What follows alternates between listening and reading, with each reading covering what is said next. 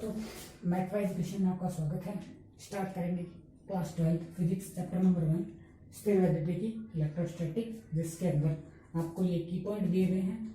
मतलब हमें क्या क्या पढ़ना है, आवेश के बारे में पढ़ना है, चार्ज के बारे में, आवेश के गुणधर्म पढ़ने, कूलॉम का नियम पढ़ना, विद्युत क्षेत्र, बल आघूर्ण, और उसके बाद में करेंगे इसके न्यूमेरिकल्स। वैसे न्यूमेरिकल्स बीच में आते जाएंगे थोड़े बहुत, पर ज़्यादा न्यूमेरिकल्स लास्ट में ही करेंगे।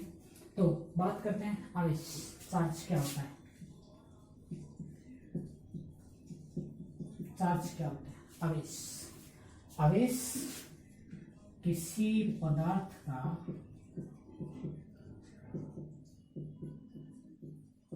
वह गुणधर्म है जो यह बताता है कि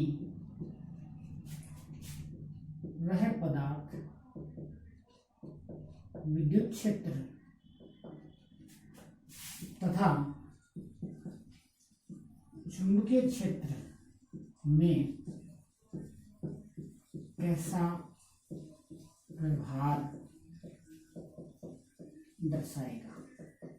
मतलब आवेश किसी पदार्थ का वह गुणधर्म है जो यह बताता है कि दिया गया पदार्थ विद्युत क्षेत्र तथा चुंबकीय क्षेत्र में कैसा व्यवहार दर्शाएगा। जैसे आपको एक लोहे का टुकड़ा दे दे और आपसे पूछे कि वो विद्युत क्षेत्र में कैसा व्यवहार दर्शाएगा, तो आप कहोगे कि वो तो विद्युत का चालन करेगा, जबकि एक लकड़ी का टुकड़ा नहीं कर सकता।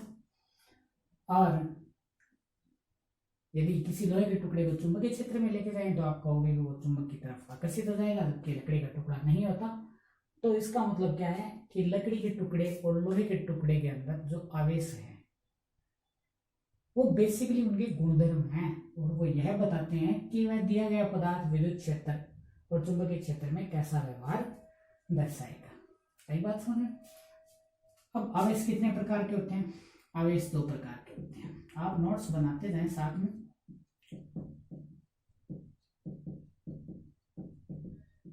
क्योंकि आप नोट्स बनाएंगे तो उसी से आपको ज्यादा फायदा होगा। मैं आपको जैसे जैसे बता रहा हूँ, आप अपने टेक्स्ट बुक में देखें, यहाँ वीडियो देखें और उसके बाद में नोट्स बनाते जाएं। कोशिश ये रहेगी कि आपको आने वाले 2-5-10 दिन में आपको नोट्स भी अवेलेबल कराएंगे। तो यदि नोट्स अवेलेबल कराएंगे तो जो थोड़े आलसी बच्चे हैं उनको वैसे आसानी हो जाएगी, और मेहनती बच्चों से उम्मीद है कि वो अपने नोट्स बनाते जाएंगे। आवेश 2 प्रकार के होते हैं, एक तो धनावेश और एक ऋणावेश। धनावेश पॉजिटिव, ऋणावेश नेगेटिव। नई बात समझ रहे? धनावेश पॉजिटिव होता है, ऋणावेश नेगेटिव होता है। अब आवेश की कुछ बातें पढ़ते हैं। पहली बात, पॉजिटिव पॉजिटिव, यदि 2 धनावेश पास पास में आते हैं तो क्या होता है? प्रतिकर्षण। यदि 2 ऋणावेश पास पास में आते हैं तो क्या होता है? प्रतिकर्षण। और यदि एक पॉजिटिव और एक नेगेटिव, एक धनावेश और एक ऋणावेश पास पास में आते तो क्या होता है? आकर्षण। आई बात समझ? आवेश की सबसे छोटी इकाई है 1 इलेक्ट्रॉन। आई बात समझ? और इसका मान कितना होता है? 1.67 × 10⁻⁻19 कूलम। 1 इलेक्ट्रॉन का आवेश इतना होता है 1.67 × 10⁻⁻19 कूलम, और इतना ही एक इलेक्ट्रॉन का होता है, एक प्रोटॉन का होता है, सॉरी, एक प्रोटॉन पर भी इतना ही आवेश होता है। ठीक है, आई बात समझ में? अब बात करेंगे आवेश का मात्रक। मात्रक मतलब यूनिट, तो इसकी ऐसा यूनिट है हमारे पास में कूलम।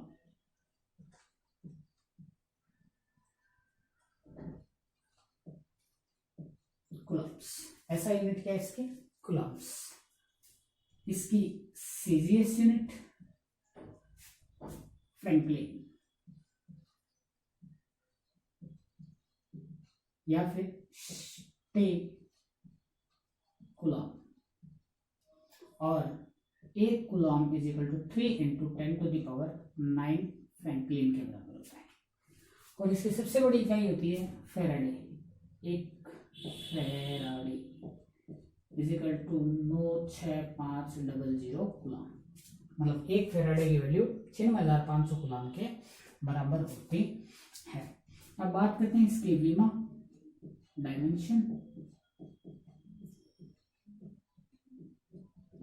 की बात करेंगे तो हम 10th में पढ़ गए हैं आई इजिकल टू क्यू बट्टा टी। तो क्यू इजिकल टू क्या होगा हमारे पास में आई टी। आई बात समझ में, यहाँ ऊपर लिख देता हूँ, तो इधर लिख देता हूँ आई इजिकल टू क्यू बट्टा टी।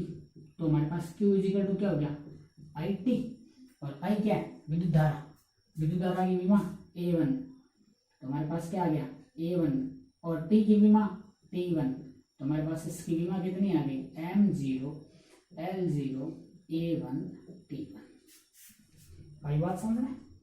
अब इसके बाद में हम बात करेंगे आवेशों के गुणधर्म की, जिससे पहले आप इस वीडियो को एक बार पॉज करके नोट कर लें।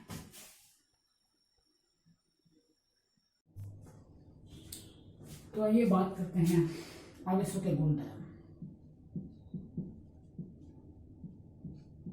आवेशों के कितने गुणधर्म है, 4 बेसिक गुणधर्म।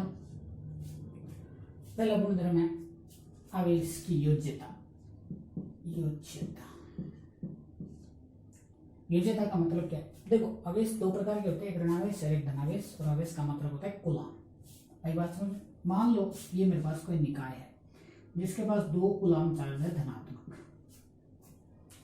और मैं ऐसे कहता हूं कि मैं इसको 2 कूलम धनात्मक और देता हूं।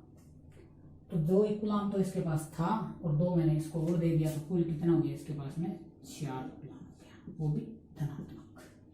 आई बात समझ। अब मान लो ये निकाय है, इसके पास में 2 कूलम धनात्मक चार्ज है, मैं ऐसे कह देता हूं कि मैं इसको ऋणात्मक 1 कूलम दे देता हूं। तो मेरे पास कुल कितना हो गया, प्लस का 2 कूलम और माइनस का 1 कूलम बराबर 1 कूलम। मतलब ये योज्यता नियम का पालन करता है, जो आप 11वीं क्लास मैथ में थोड़ा बहुत पढ़े हैं। योज्यता नियम का मतलब क्या है कि जो भी क्वांटिटी, जो भी वस्तु हम लेंगे, जैसे यहाँ पे हम चार्ज ले रहे हैं तो हम उसको चिन्ह के साथ लेंगे। आई बात समझ में। तो पहला गुणधर्म इसका क्या है, योज्यता। दूसरा गुणधर्म है इसका निश्चलता। निश्चलता का मतलब क्या है, आप 11th के अंदर पढ़ के आए थे, m is equal to m naught बट्टा root of 1 minus v square बट्टा सी स्क्वायर। किसी चलती हुई वस्तु का द्रव्यमान उसके स्थिर द्रव्यमान से सदैव अधिक होता है, परंतु यहां ऐसा नहीं होता है। चलता हुआ आवेश, यदि मान लो कोई वस्तु है जिसके ऊपर 2 कूलम चार्ज है प्लस का, ये स्थिर है तो भी इसके ऊपर 2 कूलम ही होगा, और ये वस्तु यदि गतिशील है तो भी इसके ऊपर आवेश तो 2 कूलम ही होगा, आवेश का मान नहीं बदलेगा, इसका द्रव्यमान बदल सकता है। कहने का मतलब क्या है कि किसी वस्तु के वेग का उसके द्रव्यमान पर प्रभाव पड़ता है, परंतु उसके आवेश पर कोई प्रभाव नहीं पड़ता। आई बात समझ में। तीसरा गुणधर्म है हमारे पास में आवेश का क्वांटीकरण। आवेश के क्वांटीकरण का मतलब क्या है कि जैसे मैं आपको कहूं कि मेरे पास ये एक ऑब्जेक्ट है, ये एक वस्तु है, मुझे इसको आवेश देना है, इस वस्तु को आवेश देना है। तो आवेश देने का मतलब ये है कि मैं इसको ऐसे दे सकता हूँ, 1 कूलम दे दिया, 2 कूलम दे दिया, 3 कूलम दे दिया, माइनस का 2 कूलम दे दिया, माइनस का 5 कूलम। कभी मैं ऐसे नहीं कह सकता कि मैंने इसको 2.5 कूलम दे दिया। आई बात समझ में। हाँ, या मैं ऐसे नहीं कह सकता कि मैंने इसको मान लो 1 इलेक्ट्रॉन के बराबर दे दिया, 2 इलेक्ट्रॉन के बराबर, 3 इलेक्ट्रॉन, ये दे सकता हूँ, -1 इलेक्ट्रॉन दे सकता हूँ, माइनस का 2, पर मैं इसको ऐसे नहीं कह सकता कि मैंने इसको 2.5 इलेक्ट्रॉन दे दिए। 2.5 इलेक्ट्रॉन कैसे दे सकता हूँ, इसका मतलब क्या है, चार्ज हमेशा क्वांटिक पैकेट के रूप में जाता है, मतलब प्लस माइनस NE। आई बात समझ में, जहां पे N बिलोंग्स टू N, मतलब N प्राकृत संख्या से संबंध रखता है। और इसका चौथा आवेश का संरक्षण। आवेश के संरक्षण का मतलब क्या है कि किसी अभिक्रिया के दौरान यदि आवेशों का एक पदार्थ से दूसरे पदार्थ में आदान प्रदान हो रहा है, या एक पदार्थ टूट के दो पदार्थ बन रहे हैं, जैसा भी हो, आवेश हमेशा संरक्षित रहेगा। मतलब आवेश की क्षति नहीं हो सकती। आवेश को ना तो बनाया जा सकता है ना नष्ट किया जा सकता है, उसे एक वस्तु से दूसरी वस्तु में ट्रांसफर किया जा सकता है। जैसे बात करेंगे बाण में यूरेनियम 235, फिजिक्स क्लास 12 चैप्टर नंबर 15, +1 न्यूट्रॉन इजिकल टू, हमारे पास में क्या आ जाएगा, 36 krypton plus 56 barium plus 3 neutron. तो देखो यहाँ पे ये क्या है, ये उसका परमाणु क्रमांक, और जितना परमाणु क्रमांक होता है उतने ही उसके पास इलेक्ट्रॉन होते हैं।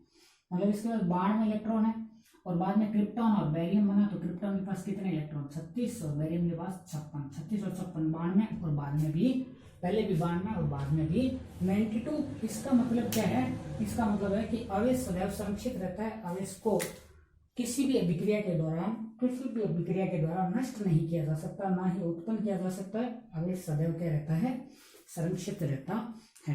तो ये है आपके आवेश क्या है और आवेश के गुणधर्म। इसके बाद में स्टार्ट करेंगे कूलॉम्स लॉ। तो नोट कीजिए